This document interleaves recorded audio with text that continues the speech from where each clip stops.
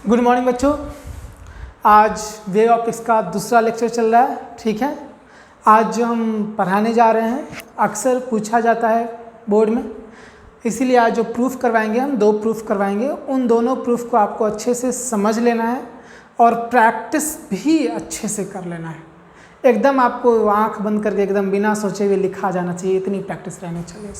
ठीक है, हम लोग ज्योमेट्रिकल ऑप्टिक्स में पढ़े थे law of reflection angle I equal to angle R, है ना। बचपन से ही पढ़ते आ रहे हैं, 5वीं क्लास से 6ठी क्लास से। उसी का आज हम प्रूफ बताने जा रहे हैं हाइजेंस प्रिंसिपल की सहायता से। ठीक है, इसके बाद हम बताएंगे आपको स्नेल्स लॉ का प्रूफ यूजिंग हाइजेंस प्रिंसिपल। ठीक है, तो प्रूफ बताने के लिए हमको कुछ लैंग्वेज लिखना था, आपको भी लिखना होता है, कुछ होता है ना, परंपरा निभाना ही पड़ता है प्रूफ करने के लिए। तो वही परंपरा मैंने लिखा है, देखने की ज़रूरत नहीं है। जैसे जैसे हम प्रूफ करते जाएंगे वैसे वैसे हम ये बताते चले जाएंगे कि हमने क्या लिखा है। ठीक है ना। तो देखिए, सबसे पहले लॉ ऑफ रिफ्लेक्शन के लिए एक प्रूफ करने के लिए एक मिरर चाहिए, रिफ्लेक्टिंग सरफेस चाहिए। तो वो मिरर ये मैंने ड्रॉ कर दिया है। ठीक है, अब इस पर रे इंसिडेंट कराइए, रे या यूँ कोई कि एक वेव फ्रंट इंसिडेंट कराइए, प्लेन वेव फ्रंट। जहाँ वेव फ्रंट होगा वहाँ पर रे भी होगा, तो रे हम दिखा रहे हैं सबसे पहले। ठीक है, और जहाँ जितना संभव हो सके उतना कम एंगल दिखाइए डायग्राम में, आपका डायग्राम अच्छा बनेगा। कम एंगल नहीं दिखाएगा तो डायग्राम गंदा बन जाएगा, आपको काटना पड़ेगा। हम तो बोर्ड पर मिटा लेंगे लेकिन आपको काटना पड़ेगा। इसीलिए रे को जितना संभव हो कम एंगल बनाना चाहिए मिरर के साथ, डायग्राम अच्छा बनने के लिए, प्रूफ के लिए नहीं, डायग्राम अच्छा बनने के लिए। तो हम कम से कम एंगल बनाने की कोशिश किए हैं। ये इंसिडेंट रे है, इंसिडेंट रेज पैरेलल है। ठीक है, ये मैंने मिरर पे 2 रे इंसिडेंट करवाए, दोनों पैरेलल हैं। चलिए, जब पैरेलल रेज हैं तो वेव फ्रंट कैसा होगा बताइए। वेव फ्रंट पैरेलल रेज के लिए होता है प्लेन और इस पर परपेंडिकुलर होता है। ठीक है ना, इंसिडेंट वेव रे के परपेंडिकुलर होता है। तो ये मैंने ऐसे दिखा दिया वेव फ्रंट ए बी, सिर्फ एक ही दिखाया है। ऐसे ऐसे ऐसे हम ड्रॉ कर सकते थे लेकिन हमने सिर्फ एक ही दिखाया वेव फ्रंट। ठीक है, तो ए बी एक वेव फ्रंट है। ठीक है, चलिए अब क्या कीजिए, नॉर्मल ड्रॉ कीजिए पॉइंट ऑफ इंसिडेंस पे।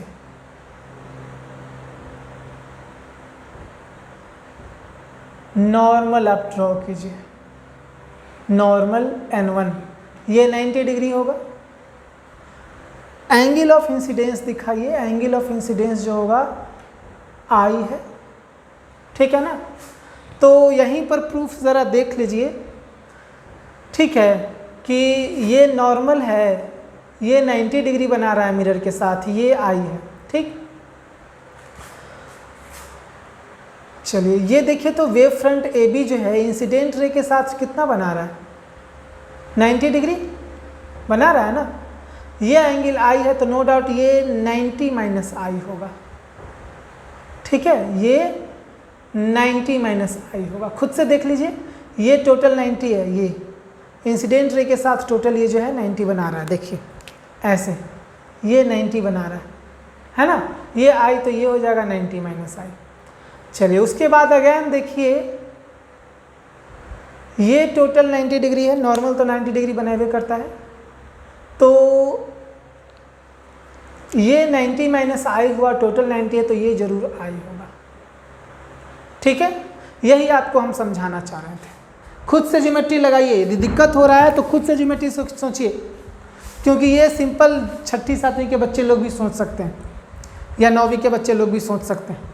ठीक है, हम ये बताना चाह रहे हैं अभी जितना भी प्रूफ कर रहे हैं उसमें, कि यदि एंगल ऑफ इंसिडेंस आई है तो wave front A B mirror के साथ उतना ही एंगल बनाएगा आई।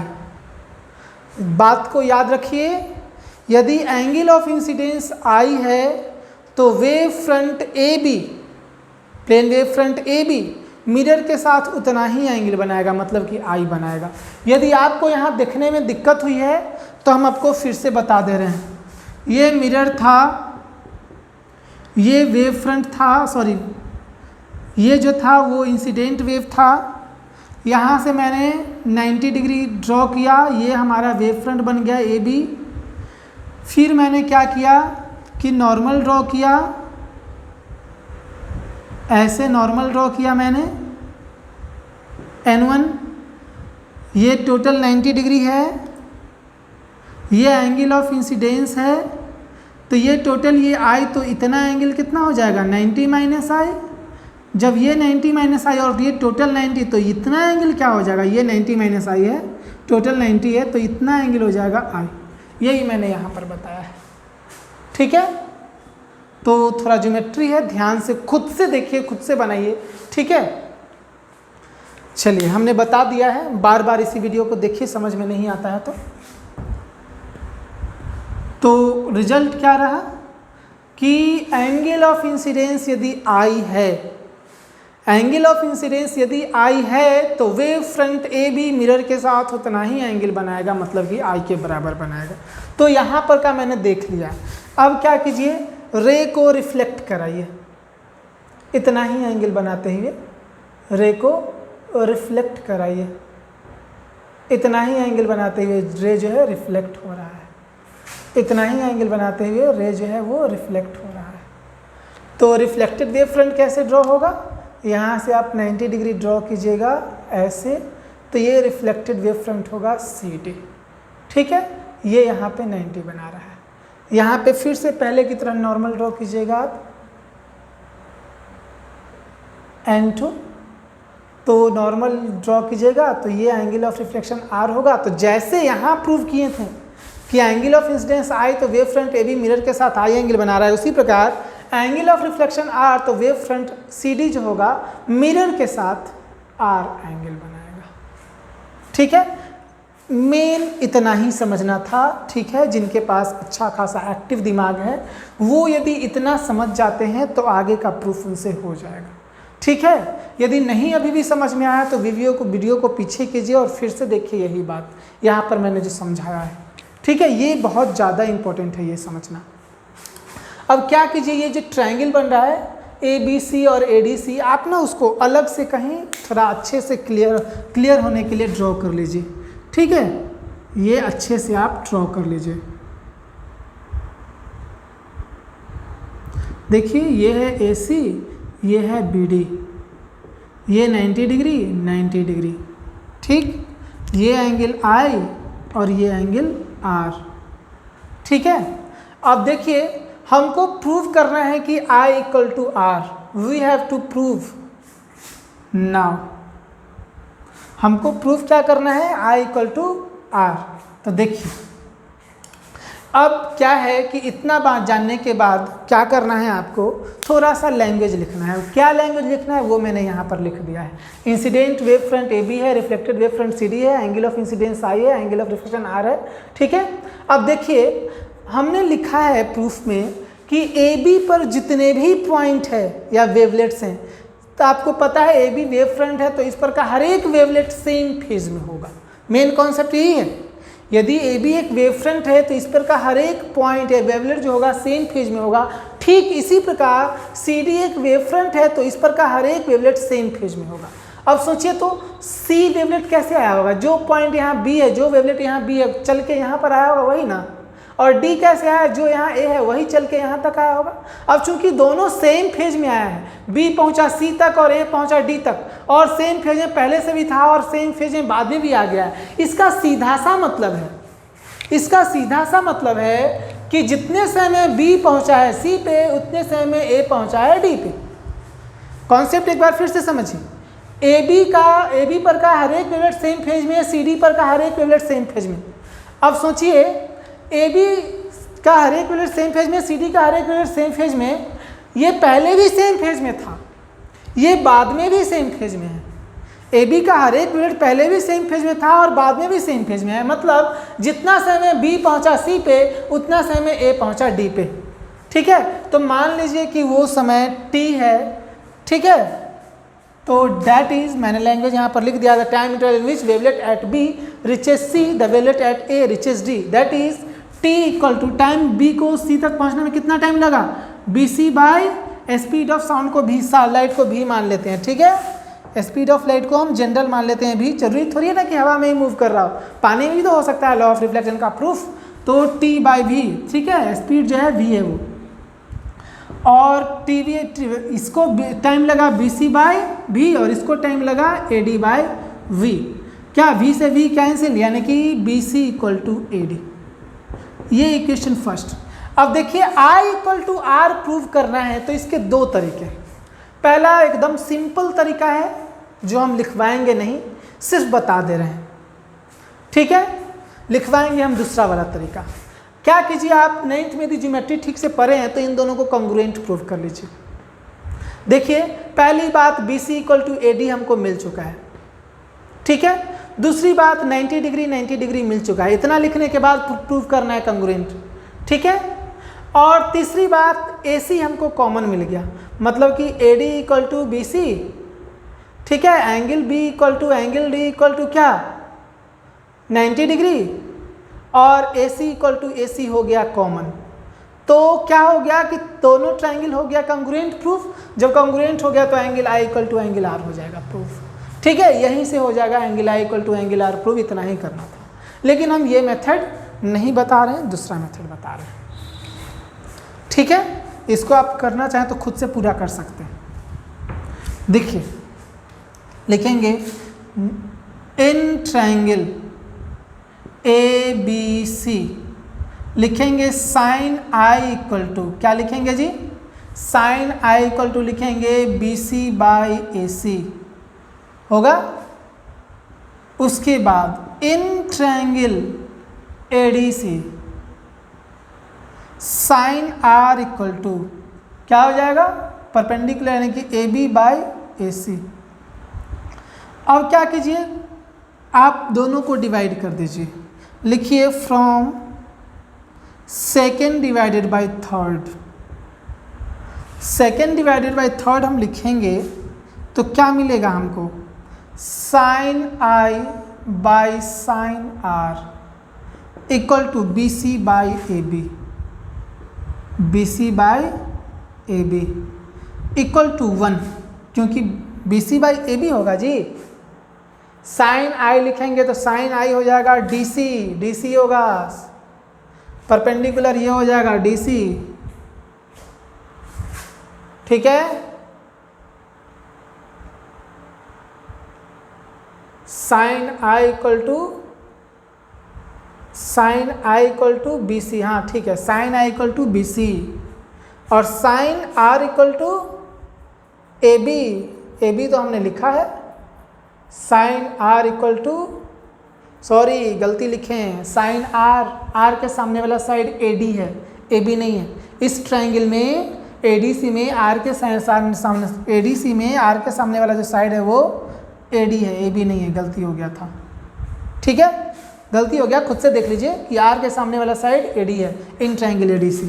तो क्या होगा, दोनों को जब आप डिवाइड कीजिएगा तो मिलेगा हमको B C by A D, और B C by A D दोनों बराबर है तो कट के 1 हो जाएगा। कारण में since B C equal to A D, B C equal to A D from first,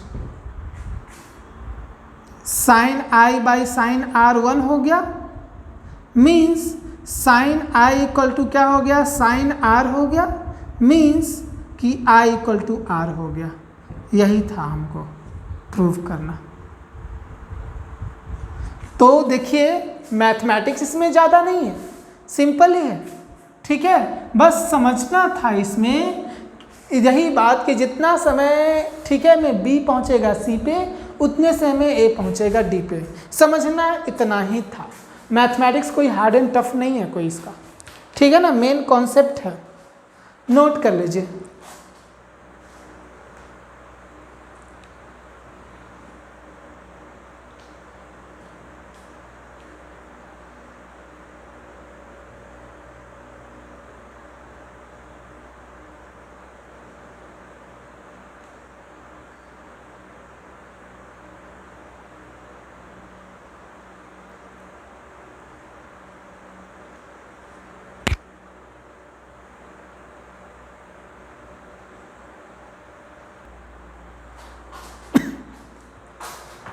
चलिए अब हम लोग देखते हैं दूसरा प्रूफ, ठीक है, बता दे रहे हैं बार बार, दोनों प्रूफ बोर्ड के लिए इम्पॉर्टेंट है, ठीक है। देखिए सबसे पहली बात डायग्राम बनाना सीखिए, ठीक है। दोनों ही प्रूफ में डायग्राम बनाने आना चाहिए, ठीक है। और लैंग्वेज की बात रही तो लैंग्वेज वही है जो पहले लिखा हुआ था, बस कुछ चेंज किए हैं जो रेड से दिख रहा है, और रिफ्रैक्टिव इंडेक्स वाला टर्म हम इंसर्ट किए और स्पीड वाला टर्म, बाकी लैंग्वेज वही है, ठीक है। तो लैंग्वेज क्या क्या लिखा है वो हम जिक्र करेंगे बताते समय, बताते हैं हम, ठीक है। तो देखिए क्या है, सबसे पहले डायग्राम बनाना आना चाहिए। पहले एक इंटरफेस बनाइए, मीडियम बनाइए पहले, ठीक है। ये इंटरफेस है, इंटरफेस मतलब वो सरफेस जिससे दो मीडियम अलग होते हैं। जैसे मान लीजिए रे जो है हवा से पानी में जा रहा है, तो इसके ऊपर हवा, इसके नीचे पानी, ठीक है। तो देखिए क्या करना है। सबसे पहले इंसिडेंट रे को दिखाइए, जितना कम एंगल हो सके उतना कम बनाइए, डायग्राम अच्छा बनेगा।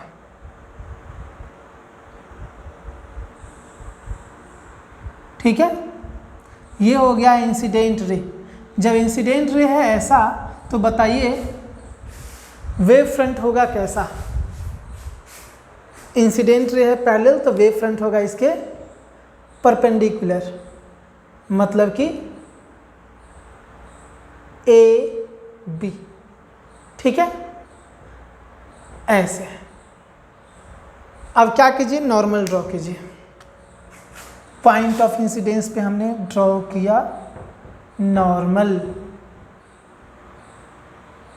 ये होगा एंगल आई, ये हो जाएगा 90 माइनस आई, पता है आपको क्योंकि ये टोटल 90 है, तो ये हो जाएगा आई, हो जाएगा ना, जैसे पीछे ड्रॉ किए थे। इस नॉर्मल को नीचे तक ले जाइए, ठीक है, ये नॉर्मल यहाँ पे 90 डिग्री है। चलिए उसके बाद यहाँ पे भी नॉर्मल ड्रॉ कीजिए,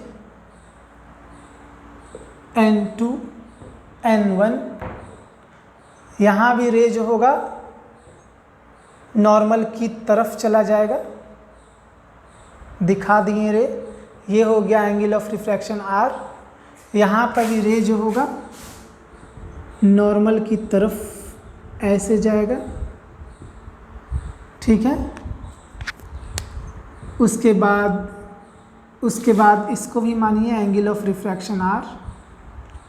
अब रिफ्रैक्टेड रे मैंने ड्रॉ कर दिया, ध्यान दीजिए, मैंने रिफ्रैक्टेड रे जो है ड्रॉ कर दिया। अब इसके कॉरेस्पॉन्डिंग वेव फ्रंट ड्रॉ करना है, तो कैसे करेंगे, यहाँ से 90 डिग्री ड्रॉ कीजिएगा, ऐसे एक प्लेन, एक लाइन, ये वेव फ्रंट को डिनोट करेगा, ठीक है, ये वेव फ्रंट को डिनोट करेगा।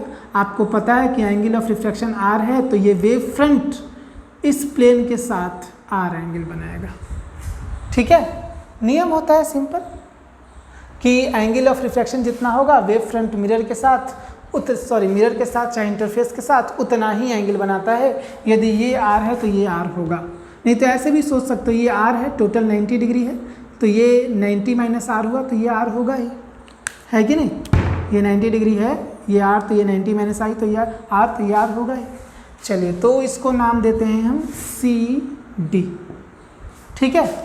हमको प्रूव करना है स्नेल्स लॉ, मतलब कि μ1 sin I equal to μ2 sin R। अब फिर से लैंग्वेज वही है, देखिए पिछली बार नहीं समझे होंगे तो इस बार समझ लीजिए।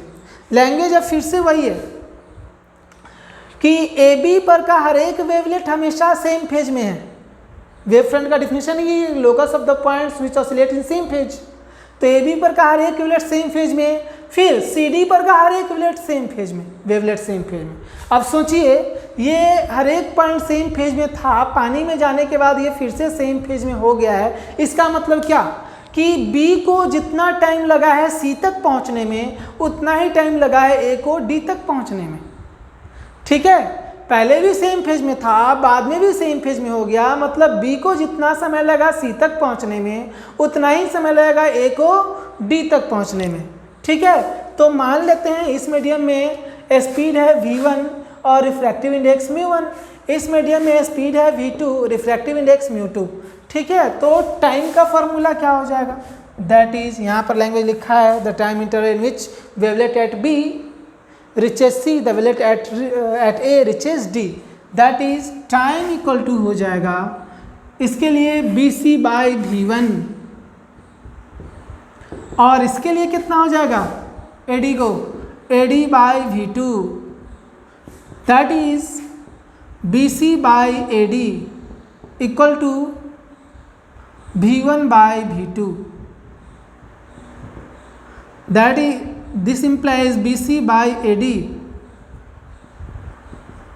Equal to μ2 by μ1। मैंने इसको μ2 बाई μ1 क्यों लिखा? Since mu inversely proportional to v। आपको पता है कि म्यू का डिफिनेशन यही ना है जी, mu equal to C by V. C तो कांस्टेंट, तो इन्वर्सली प्रोपोर्शनल गया, तो इन्वर्सली प्रोपोर्शनल में ये रिलेशन तो लिख सकते हैं हम डायरेक्ट। ये हो गया इक्वेशन फर्स्ट, ठीक। अब उसके बाद देखिए, now in triangle ABC sine I calculate कीजिए। Sine I equal to perpendicular कौन होता है जी? सामने वाला 90 के सामने वाला हाइपोटेनस, आई के सामने वाला परपेंडिकुलर यानी BC बाई AC, ठीक। Second equation, in triangle ADC sine R equal to क्या हो जाएगा? परपेंडिकुलर हो जाएगा AD, हाइपोटेनस हो जाएगा AC। ये हो गया थर्ड। अब क्या कीजिए, दोनों को डिवाइड कर दीजिए। लिखिए from second divided by third we have sine I upon sine R, sine I upon sine R. खुद से देखिए क्या होगा, दोनों को डिवाइड करेंगे तो AC cancel, BC by AD है ना। लिखिएगा BC बाई AD, और BC बाई AD किसके बराबर है? μ2 बाई μ1 के।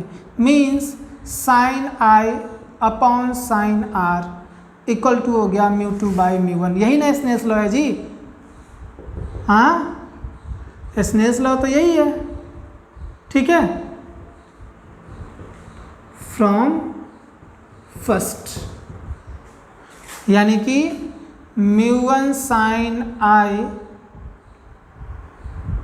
इक्वल टू μ2 साइन आर, हमें यही प्रूफ करना था, ठीक है। प्रूफ यही था, आसान सा था। देख लीजिए, ये आपको अच्छे से कंठस्थ रहना चाहिए, एकदम रटा जाना चाहिए, ठीक है। इतना प्रैक्टिस करना है कि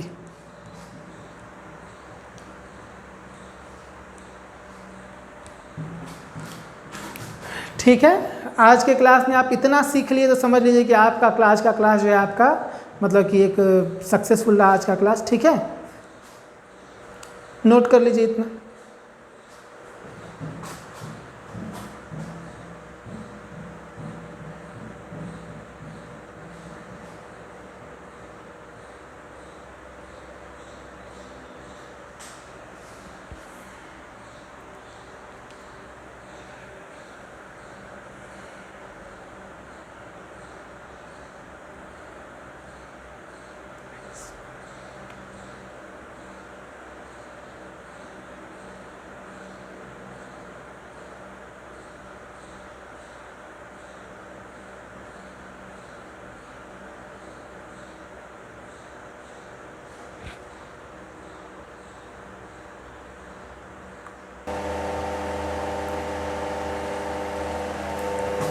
चलिए देखते हैं अगला पॉइंट, अगला टॉपिक। अगला टॉपिक है हमारा इंटरफेरेंस। देखिए साउंड में भी आप लोग इंटरफेरेंस पढ़ चुके हैं। यदि आप नहीं पढ़े बाय द वे तो कोई दिक्कत नहीं होगा आपको इसमें, ठीक है। आप इसकी सहायता से साउंड कंप्लीट कर सकते हैं, ठीक है, क्योंकि हम शुरू से ही बताएंगे। देखिए इंटरफेरेंस सबसे पहले क्या होता है ये बताते हैं। अभी हम जब वेव ऑप्टिक्स पढ़ा रहे थे तो बताए थे ना क्या क्या पॉइंट बताएंगे, interference, diffraction, polarisation, Doppler's effect बोले थे। तो वही अब देखिए पहली प्रॉपर्टी शुरू हो गई है इंटरफेरेंस। देखिए इंटरफेरेंस जो होता है उसका मतलब होता है यह मतलब इंटरफेरेंस जो होता है ना किसी भी दो या दो से ज़्यादा वेव्स के सुपरपोजिशन के कारण होता है, ठीक है। जब दो वेव सुपरपोजिशन करते हो, सुपरपोज करते हो, ठीक है, सुपरपोजिशन करते हो, दो या दो से ज़्यादा वेव्स सुपरपोजिशंस, तो देखिए ये सारी फेनोमेना हो सकती है। इंटरफेरेंस हो सकता है, इंटरफेरेंस हो सकता है, बीट्स बन सकता है। बीट क्या होता है नहीं जानते हैं तो जानने की जरूरत नहीं है, ठीक है। बीट्स बन सकते हैं, और एक और हो सकता है कि स्टैंडिंग वेव बन सकता है, ठीक है, स्टैंडिंग वेव्स। ये सब के सब सुपरपोजिशन। सुपरपोजिशन का मतलब एक के ऊपर दूसरे का ओवरलैप हो जाना। सुपरपोजिशन मतलब यही, दोनों का मिल जाना। तो हम लोग तो सुपरपोजिशन के कारण यहाँ इंटरफेरेंस होगा। अब सुपरपोजिशन किस प्रकार से हो कि इंटरफेरेंस कहलाएगा, अब ये देखना है। तो देखिए, जब दो वेव्स, ठीक है, जिनके बीच का फेज डिफरेंस समय के साथ ना बदले, ठीक है, दो मान लीजिए सोर्स है S1 और S2, इन दोनों से वेव निकल रहे हैं और दोनों एक दूसरे से सुपरपोज कर रहे हैं। यदि इनके बीच का फेज डिफरेंस टाइम के साथ वैरी नहीं करता हो, ठीक है, तो इन दोनों के बीच जो सुपरपोजिशन होता है उसको उस सुपरपोजिशन को कहते हैं हम इंटरफेरेंस, ठीक है। ये एक मैथमेटिक्स के टर्म में हो गया कि फेज डिफरेंस समय के साथ चेंज ना हो। फिजिकली समझना है तो इतना जान लीजिए कि इंटरफेरेंस में, ठीक है, दो लाइट वेव मान लीजिए कि मिलते हैं, ठीक है, तो अलग अलग पॉइंट पे, इस पॉइंट पे इंटेंसिटी अलग होगा, इस पॉइंट पे इंटेंसिटी अलग होगा, इस पॉइंट पे इंटेंसिटी अलग होगा, इस पॉइंट पे इंटेंसिटी अलग होगा, यानी कि पोजीशन के साथ, ठीक है ना, इंटेंसिटी वैरी करते चला जाता है सुपरपोजिशन के कारण, सुपरपोजिशन के कारण, ठीक है। तो इंटेंसिटी वैरी करे यानी कि रीडिस्ट्रीब्यूट हो, मतलब कुछ मान लीजिए कि क्या है कि एक का इंटेंसिटी I था, दूसरे का 2I था, ठीक है ना, तो क्या है कि टोटल तो हो गया 3I ओवरऑल, है कि नहीं। तो क्या होता है, कहीं पर I से कम हो गया जैसे 0.5I, और कहीं पर I से 2I से ज़्यादा हो गया, ऐसे ऐसे करके कम ज़्यादा कम ज़्यादा कम ज़्यादा होते रहता है, ठीक है। तो यही रीडिस्ट्रीब्यूशन का मतलब यही हुआ। रीडिस्ट्रीब्यूशन मतलब फिर से डिस्ट्रीब्यूट हो जाना, ठीक है, वही हुआ। तो मतलब कम ज़्यादा इंटेंसिटी होता रहे अलग प्लेस पोजीशन बदलने के साथ साथ, तो ऐसे सुपरपोजिशन को कहा जाएगा इंटरफेरेंस। मैथमेटिकली इतना ही है, if the superposition takes place due to phase difference of the two waves then it is called interference. Physics के, ये मैथमेटिकली हुआ, फिजिक्स के लैंग्वेज में हो गया कि दो वेव इस प्रकार से सुपरपोज करें कि इंटेंसिटी का रीडिस्ट्रीब्यूशन हो जाए, तो ऐसे सुपरपोजिशन को कहा जाएगा इंटरफेरेंस। तो यही है, redistribution of intensities of waves due to their superposition is called interference. अब देखिए दो टर्म आएंगे इंटरफेरेंस में, पहला टर्म आएगा आपका कंस्ट्रक्टिव इंटरफेरेंस और दूसरा टर्म आएगा डिस्ट्रक्टिव इंटरफेरेंस। यदि कंस्ट्रक्टिव इंटरफेरेंस तब कहा जाएगा इंटरफेरेंस को जब किसी पॉइंट पर इंटेंसिटी मैक्सिमम हो, जब किसी पॉइंट पर रिजल्टेंट इंटेंसिटी मैक्सिमम हो, तो ऐसे इंटरफेरेंस को कहेंगे कंस्ट्रक्टिव इंटरफेरेंस। और उस समय मैक्सिमम इंटेंसिटी का फार्मूला होता है √I1 + √I2 का whole square, where I1 and I2 are the intensities of the individual waves. और कंडीशन क्या हो गया, कंडीशन होना चाहिए इसका, ये हम प्रूव कराएंगे जी, कंडीशन होना चाहिए पाथ डिफरेंस n लैम्डा के बराबर होना चाहिए, और फेज डिफरेंस जो होना चाहिए वो पाथ डिफरेंस n लैम्डा, और फेज डिफरेंस जो होना चाहिए 2n पाई होना चाहिए। 2n पाई मतलब 2 पाई का इंटीग्रल मल्टीपल होना चाहिए, ठीक है। ये कंडीशन हो गया, ये हम प्रूव कराएंगे बाद में, वैसे आपको याद रखना है, प्रूव कराने से पहले ही जान लिए तो अच्छी ही बात है। इसमें कंडीशन क्या होगा डिस्ट्रक्टिव में, यदि देखिए डिस्ट्रक्टिव कहते हैं किसे, जब रिजल्टेंट इंटेंसिटी मिनिमम हो किसी पोजीशन पर, किसी पॉइंट पर रिजल्टेंट इंटेंसिटी मिनिमम हो, तो ऐसे इंटरफेरेंस को कहा जाता है डिस्ट्रक्टिव इंटरफेरेंस। और डिस्ट्रक्टिव इंटरफेरेंस में रिजल्टेंट इंटेंसिटी का ये फार्मूला होता है, और कंडीशन क्या होता है रिजल्टेंट का, सॉरी कंस्ट्रक्टिव का, डिस्ट्रक्टिव का कंडीशन होता है पाथ डिफरेंस होना चाहिए ऑड λ/2 या 2n + 1 ऑड λ/2, चाहे पाथ डिफरेंस जो होना चाहिए वो क्या होना चाहिए, ऑड पाई होना चाहिए, 2n - 1 पाई, ठीक है, चाहे 2n + 1 पाई, ऐसा होना चाहिए। यहाँ पर n शुरू हो जाएगा 0 से, यहाँ n शुरू हो जाएगा 0 से, 0 1 2 3 एंड सो ऑन, यहाँ n दोनों ही केस में 0 से शुरू होगा। तो ये कंडीशन है, ठीक है, पाथ डिफरेंस के टर्म में ये, फेज डिफरेंस के टर्म में ये। अब एक टर्म आता है आप लोगों का पाथ डिफरेंस, कि पाथ डिफरेंस किसे कहते हैं, फेज डिफरेंस किसे कहते हैं, आता है ना जी, अभी बताए थे, आगे यूज़ करेंगे हम। देखिए क्या है, सिंपली समझते हैं आपको पाथ डिफरेंस क्या हुआ, इसको मिटाते हैं। आप चाहें तो नोट कर सकते हैं। देखिए जैसे देखिए लाइट के केस में समझना थोड़ा मुश्किल है, ठीक है ना, हम साउंड के केस में आसानी से समझाते हैं। जैसे देखिए ये सोर्स है, साउंड का सोर्स S1, ठीक है ना, साउंड निकल रहा है ऐसे, साउंड ऐसे निकल रहा है जो भी है। ये यहाँ पे एक कार्डबोर्ड है और ये यहाँ पे कोई श्रोता है, श्रोता मतलब कि लिसनर यानी डिटेक्टर। अब ये यहाँ से कोई पर्सन चिल्लाता है तो यहाँ पर साउंड के पहुँचने के दो रास्ते हैं, एक ऐसे पहुँच सकता है, एक ऐसे पहुँच सकता है। अब इसमें थोड़ा हम मैथ घुसाते हैं, ठीक है, ये कार्डबोर्ड है जी, याद रखिएगा। अब इसमें हम थोड़ा मैथमेटिक्स घुसाते हैं। ये मान लीजिए कि 12 मीटर है, चाहे 120 मीटर है, 12 मीटर ही ठीक है। कार्डबोर्ड ठीक बीच में है, मतलब कि यहाँ से यहाँ 6 मीटर है। कार्डबोर्ड की हाइट जो है 8 मीटर है। अब आपको बताना है कि वेव्स जो पहुँचे हैं डी तक, 2 वेव पहुँचा है, एक ये वेव 1 वेव 2। अब दोनों की जो पाथ ट्रैवल किया है, दोनों वेव जो पाथ ट्रैवल किया है, देखिए S1D और S1P plus PD, S1P plus PD, तो दोनों में किसका पाथ लेंथ ज़्यादा है? दो पाथ है, एक ऐसे S1P फिर PD और पहला है S1D, तो नो डाउट कोई भी यही कहेगा कि ये वाला पाथ लेंथ ज़्यादा है। तो कितना ज़्यादा है, अब ये उठाइए क्वेश्चन कि ये पाथ लेंथ कितना ज़्यादा है, तो ज्योमेट्री लगाइएगा। ये राइट एंगल ट्रायंगल है, ये 6 है, ये 8 है, ये कैलकुलेट कर लीजिएगा, 10 आएगा। तो ये आपको मिल जाएगा 10 और 10 20 और ये हो जाएगा 12। तो पाथ डिफरेंस आ गया 8 मीटर।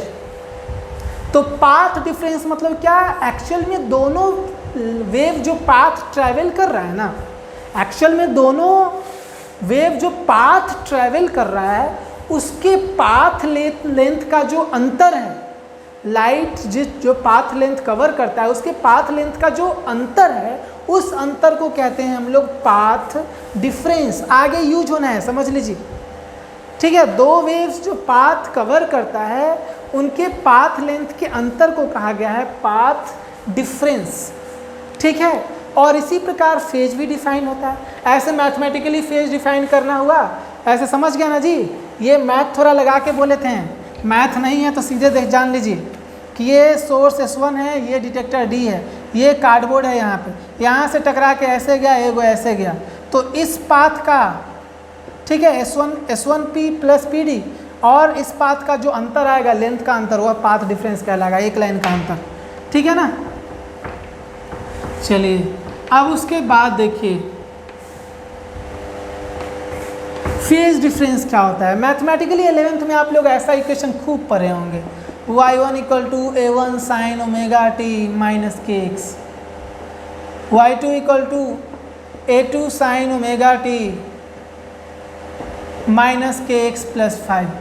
तो फेज डिफरेंस का मतलब क्या, इसको कहते हैं हम लोग फेज, इस ωt माइनस kx को कहते हैं हम लोग फेज। अब दोनों के फेज का जो अंतर होगा उसको फेज डिफरेंस कहेंगे। यहाँ पर आप घटाइएगा इसमें से इसको तो 5 बच जाएगा, वो फेज डिफरेंस है। मैथमेटिकली बात की जाए तब होता है ये, ठीक है। यदि आप जानना चाहते हैं फिजिकली फेज डिफरेंस किसको कहेंगे, ठीक है, तो सीधे इतना जान लीजिए, फेज का मतलब यही होता है कि, ठीक है ना, कि दोनों का पोजीशन मान लीजिए सेम है, दोनों जो है एक ही पोजीशन पर है, सेम वाई एक्सिस पे है, एक ही पोजीशन पे है, कौन साइड मान सकते थे आप, जो भी है। तो फेज का मतलब होता है कि एक्स के सेम होने पर, ठीक है, कौन पहले स्टार्ट हुआ है जलना। लाइट की बात करेंगे तो जलना, वेव की बात करेंगे साउंड वेव की तो कौन पहले वाइब्रेट हुआ है, ठीक है। जैसे मान लीजिए t = 0 पे हो गया और t = 5 सेकेंड पे हो गया, ठीक है। तो टाइम डिफरेंस होने के कारण यहाँ पर ये फेज जो है ये पिछड़ जाएगा, थोड़ा ये लैग कर जाएगा कहेंगे, और फेज डिफरेंस क्रिएट हो जाएगा। कितना से लैग करेगा, तो x यहाँ पर कांस्टेंट है ना जी, वो होगा इसमें से इसमें घटाइए आप, 5 मान लीजिए दोनों का 0 है, ठीक है, इसमें और इसमें आप घटाइए तो घटाने पर ये ओमेगा 1t सॉरी ओमेगा तो दोनों का सेम है ना जी, ये T1 है ये T2 है, तो डिफरेंस आ गया omega common T2 minus T1, इतना आ जाएगा फेज डिफरेंस यदि फाई दोनों का जीरो रहे तब, क्योंकि दोनों अलग अलग समय पे स्टार्ट हुआ है ना, तो T1 T2 अलग अलग रहेगा। ठीक है, तो यही हुआ। तो टाइम डिफरेंस के कारण भी फेज क्रिएट हुआ करता है और पोजीशन डिफरेंस के कारण भी। जैसे मान लीजिए एक S1 यहाँ पर है, एगो इसके आगे, ठीक है, तो इसके कारण भी फेज डिफरेंस क्रिएट हो जाता है। यहाँ पर क्या होगा, मान लीजिए दोनों बल्ब है सेम टाइम पे यहाँ पे जलना शुरू हुआ है, दोनों बल्ब है, दोनों S1 S2 सेम टाइम पे जलना शुरू हुआ है। ठीक है, सेम टाइम पे जलना शुरू हुआ तो T1 और T2 तो सेम हो जाएगा, x दोनों का अलग अलग हो जाएगा। फेज डिफरेंस आप पता कीजिएगा, तो इसमें से इसमें घटाइए, ये x1 है और ये x2 है, तो घटाइएगा तो फाई जो हो जाएगा k x2 माइनस x1 हो जाएगा, यानी कि फाई जो हो जाएगा k इंटू डेल्टा x हो जाएगा। तो k इंटू डेल्टा x, तब ये फॉर्मूला याद रखना है phase difference, k into delta x, ये तब होगा जब टाइम दोनों के लिए सेम टाइम पे क्या हुआ है, जला है, दोनों स्टार्ट हुआ है। ठीक है, और पोजीशन का अंतर है, कोई आगे पीछे हो गया। ठीक है, तो इसके कारण से फेज डिफरेंस क्रिएट होता है। तो फेज डिफरेंस दो कारण से क्रिएट होता है, टाइम डिफरेंस के कारण दोनों अलग अलग पे स्टार्ट हुआ, यदि टाइम डिफरेंस सेम है तो पोजीशन डिफरेंस के कारण दोनों का पोजीशन अलग अलग है। तो नो डाउट कभी भी दो सोर्स हमेशा जनरली देखेंगे तो अलग अलग ही नहीं रहेगा जी, पोजीशन का डिफरेंस रहेगा ही रहेगा ना, तो डिफरेंस रहेगा तो उसके कारण फेज डिफरेंस होगा ही होगा। ठीक है, तो यही है। ठीक है, यही बात हम अगले क्लास में चर्चा करेंगे। हम लोग पढ़ाएंगे यंग्स डबल स्लिट एक्सपेरिमेंट। ठीक है, काफ़ी ज़्यादा इम्पोर्टेंट होगा आगे वाला टॉपिक, नीट के लिए भी, मेंस के लिए भी, बोर्ड के लिए भी। ठीक है, आज का जो क्लास पढ़ाए वो भी इम्पोर्टेंट था, अगले क्लास जो हम पढ़ाएंगे वो भी बहुत ज़्यादा इम्पोर्टेंट रहेगा। ठीक है, तो ये दो क्लास अच्छे से आप कीजिए और समझ कर कीजिए, नहीं है कुछ दिक्कत है, डाउट है तो पूछ लीजिएगा। Thank you.